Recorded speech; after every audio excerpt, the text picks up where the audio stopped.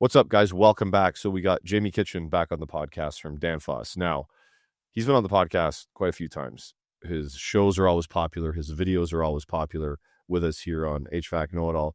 And what we're going to talk about are TX valves specifically for heat pumps. Now, this is a TR6 from Danfoss. We're going to talk about this valve and the ins and outs of it, plus, like in general, how a TX valve works in a heat pump.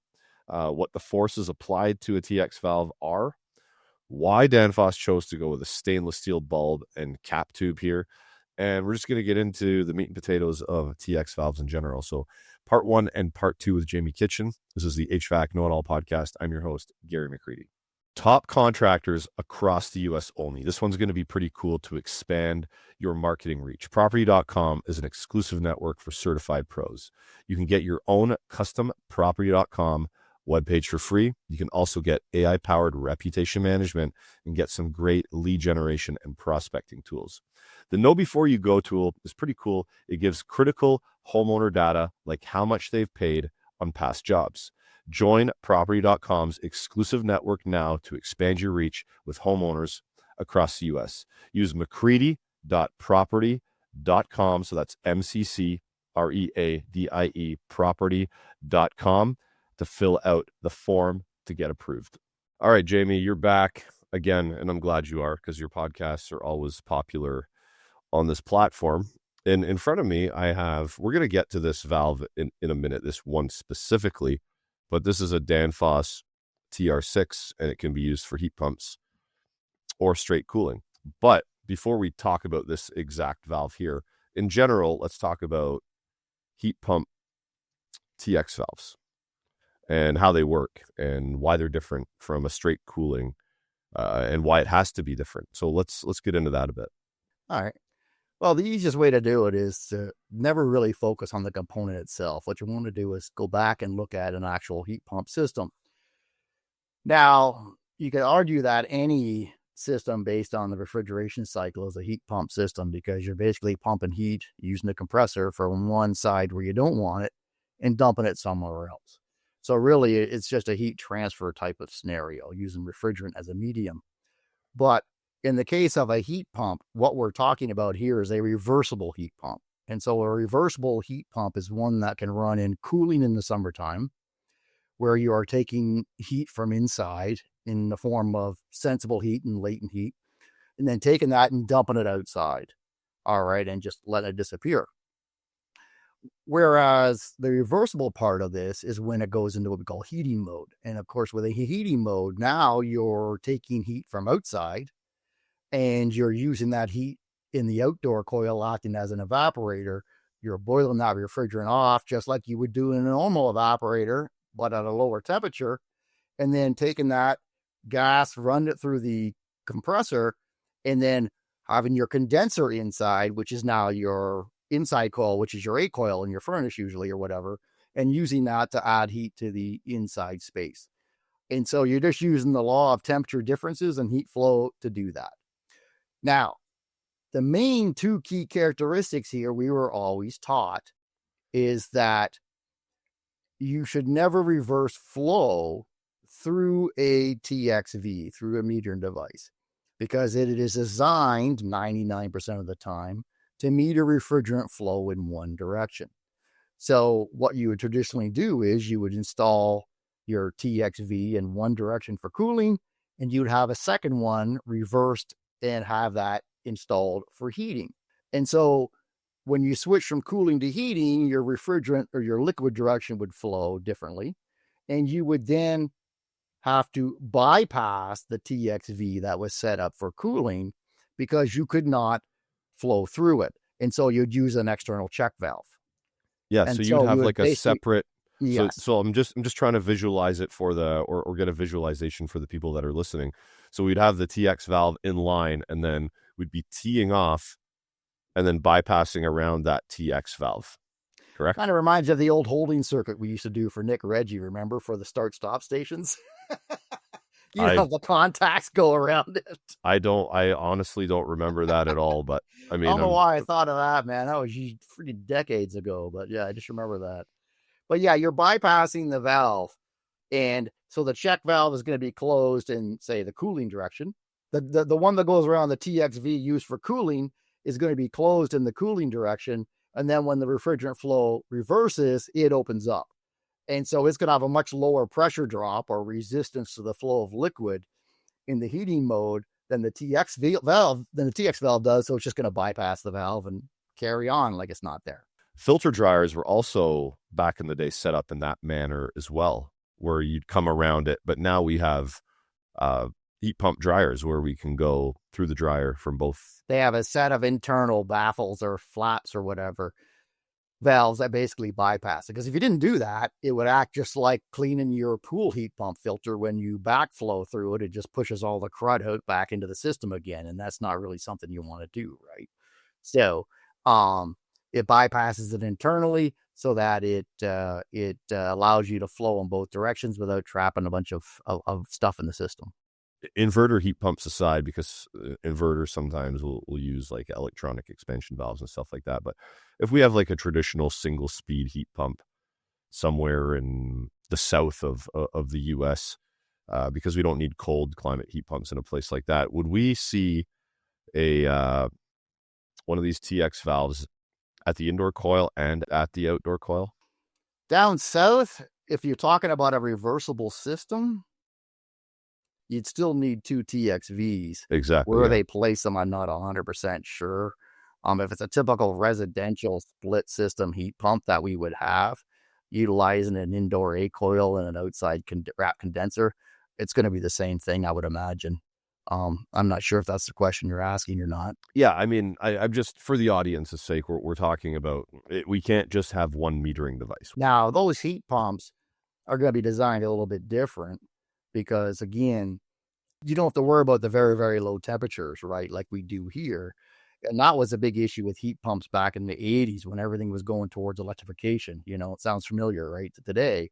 But those based in the 70s and 80s, the performance was very lacking, and people complained about them being drafty and everything else because they were just essentially air conditioning setups with a reversing valve in them, and they weren't very reliable. There's high compressor failures because the air conditioning compressors couldn't handle high compression ratios, all kinds of stuff. Those are not what we have today.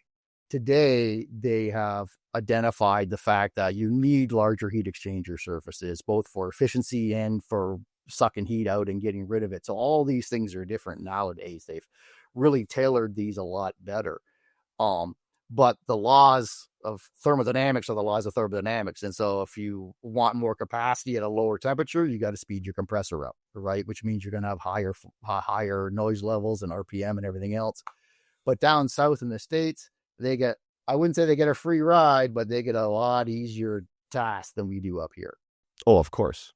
Yeah, because they don't have to worry about running at negative 10 Celsius or negative 15 Celsius. No, their challenge is in the summertime when they got to reject heat at 37, 38 degrees Celsius, right? That's where their challenge is. Yeah. Every time we talk in Celsius, I always try to apologize to our U.S. friends. Sorry, guys, but... You can just say 110 degrees, man. It's hot. Yeah. No, all my troubleshooting is done in Fahrenheit. All of it's done in Fahrenheit. Same here. In fact, I can remember taking a bunch of 18-year-old college kids who grew up with metric and trying to explain to them how U.S. units work. And they look at me like I had two heads, right? Like, what the heck is this, you know? Because it's always a challenge going from one set of units to the other. But that as it may, that's what the industry is. Yeah. And in Europe, they don't use PSI for their troubleshooting purposes. Yeah. And that throws a loop into me like you don't believe. I'm like, come on. Bars? What is that?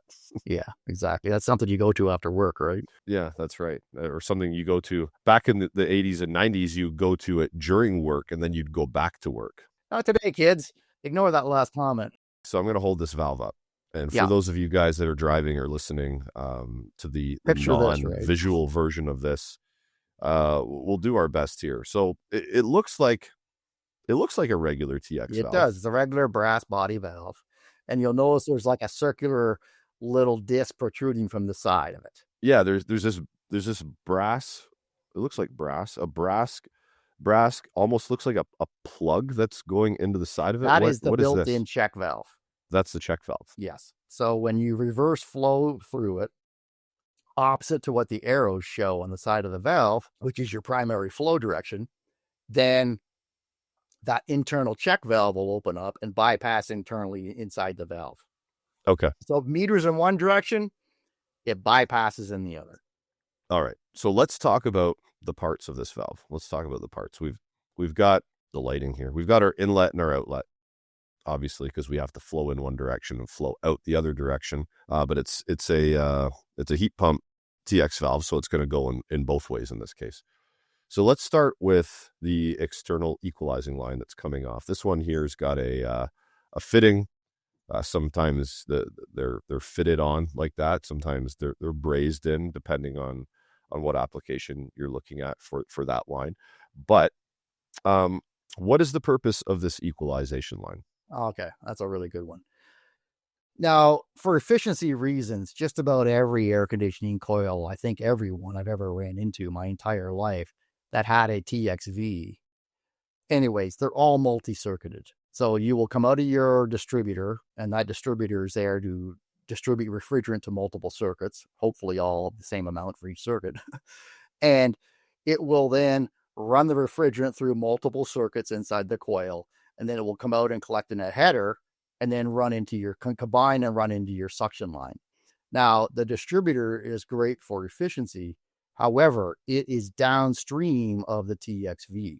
So the distributor puts a large pressure drop in the system that is blind to the TXV if you were to use an internal equalized valve, which means the evaporator pressure at the outlet of the valve going into the evaporator, that goes up under the diaphragm. So what ends up happening is it doesn't realize there's this big pressure drop right after when it leaves. And so it thinks the pressure in the evaporator is much, much higher. So now on the other end, you have your sensing bulb. Now your sensing bulb is measuring the actual temperature of the refrigerant leaving, per se. So here's the sensing bulb here. For those of you that are just learning, here's the sensing bulb right here.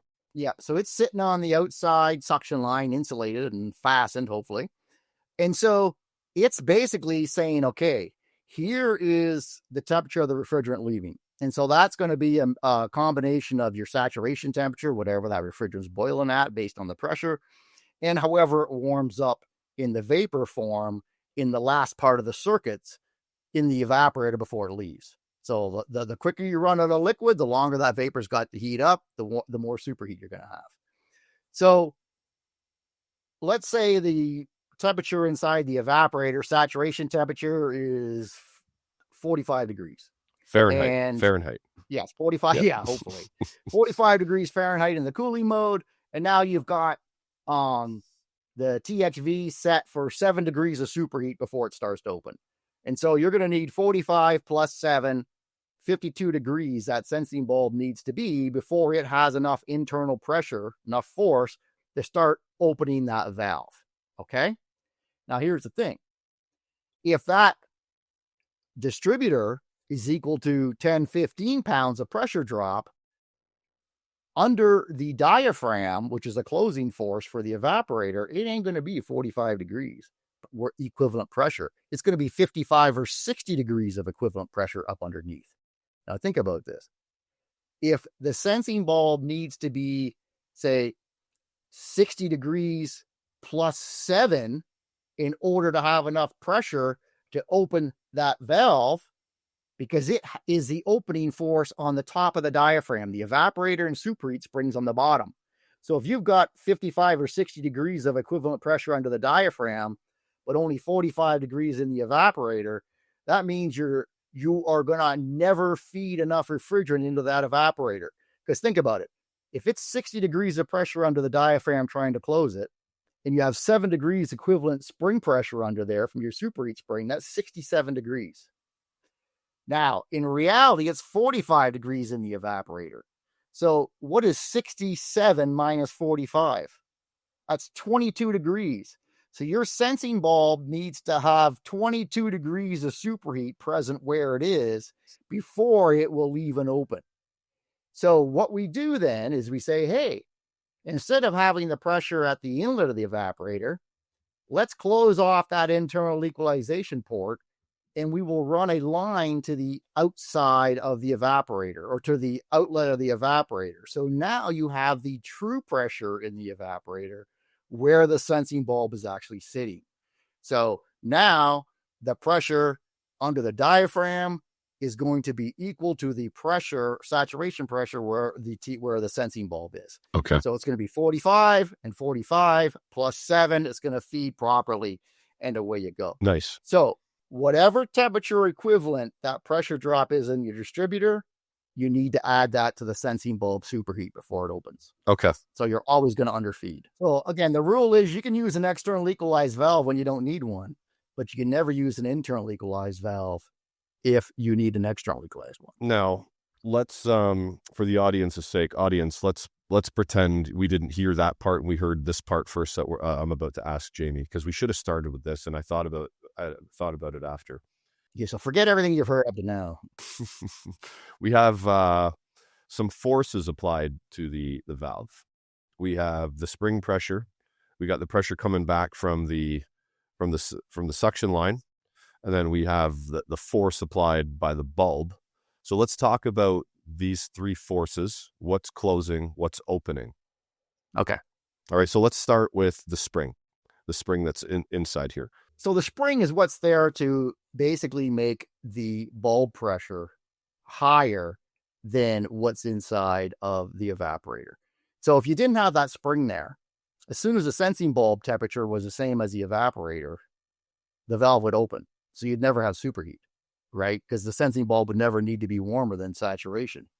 So, you could tailor the mixture in the sensing bulb and try and fool around with that. All right. But again, it's going to be hit and miss. So we add that spring there. That's a mechanical force. That is what you adjust when you adjust superheat. So when you turn it clockwise and you increase superheat, that's you're basically increasing the closing force that spring's going to have. So when you decrease superheat, you're reducing that spring force, you're unwinding it, right? Because the more you compress a spring, the more it pushes back. And so that is your closing force. That's one of two closing forces. The other closing force you have, if you probably guessed already, is the evaporator pressure. So the evaporator pressure and your spring pressure is the two closing forces under the diaphragm.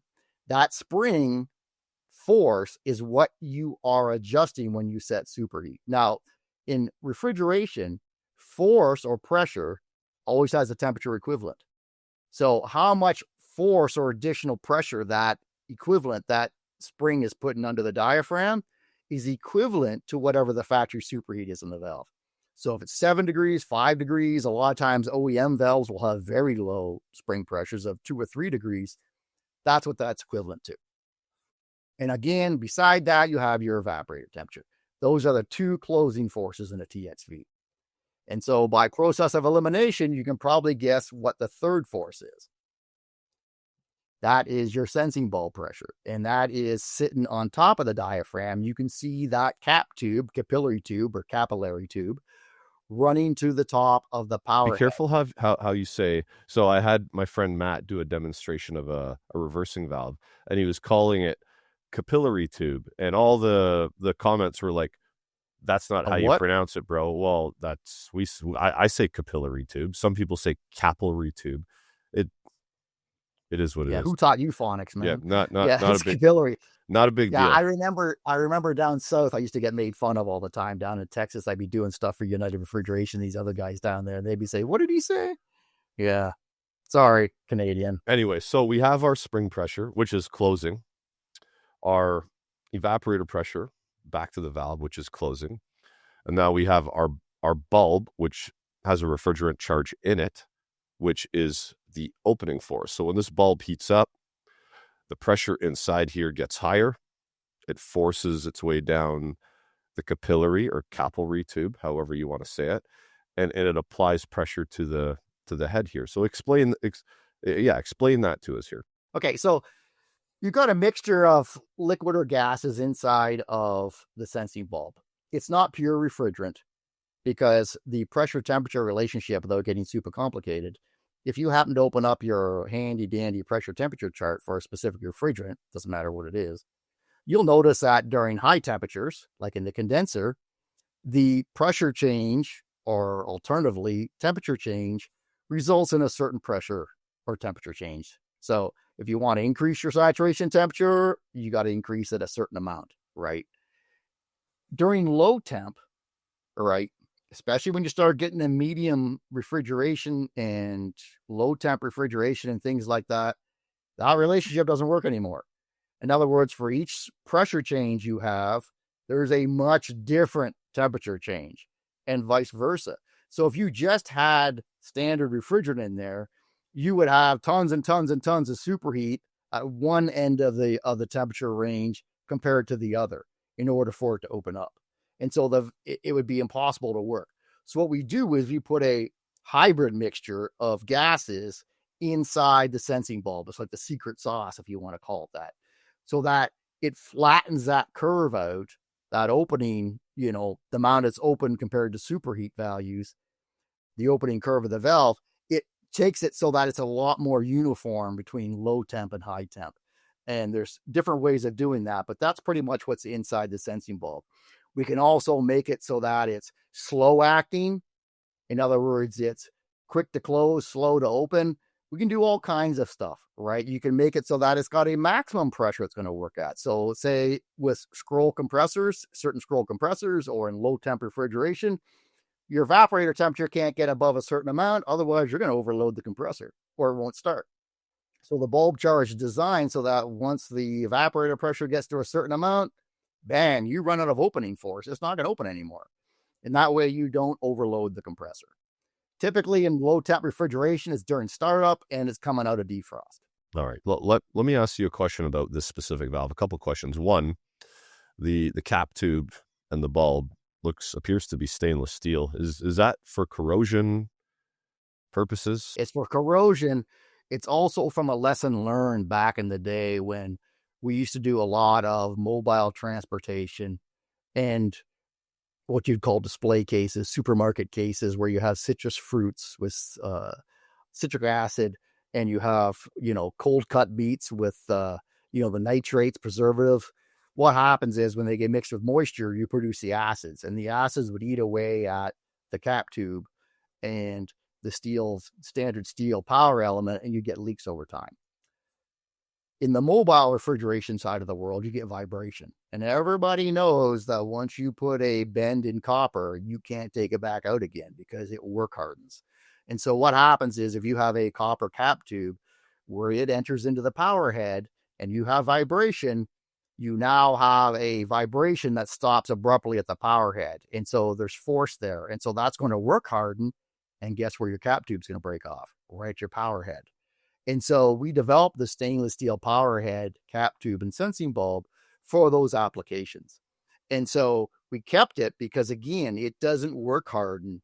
If you're in a marine environment down by the sea where there's a lot of salt water and things like that, it is not going to corrode or rust. And you can always read the information off it even 20 years down the road because it's actually laser etched right on top of the power element. So not to turn this into a sales pitch, but that's the whole reason why we did that. Well, no, it's not a sales pitch. I mean, it's a legit question I wanted to know the answer to, and I'm sure everybody else is.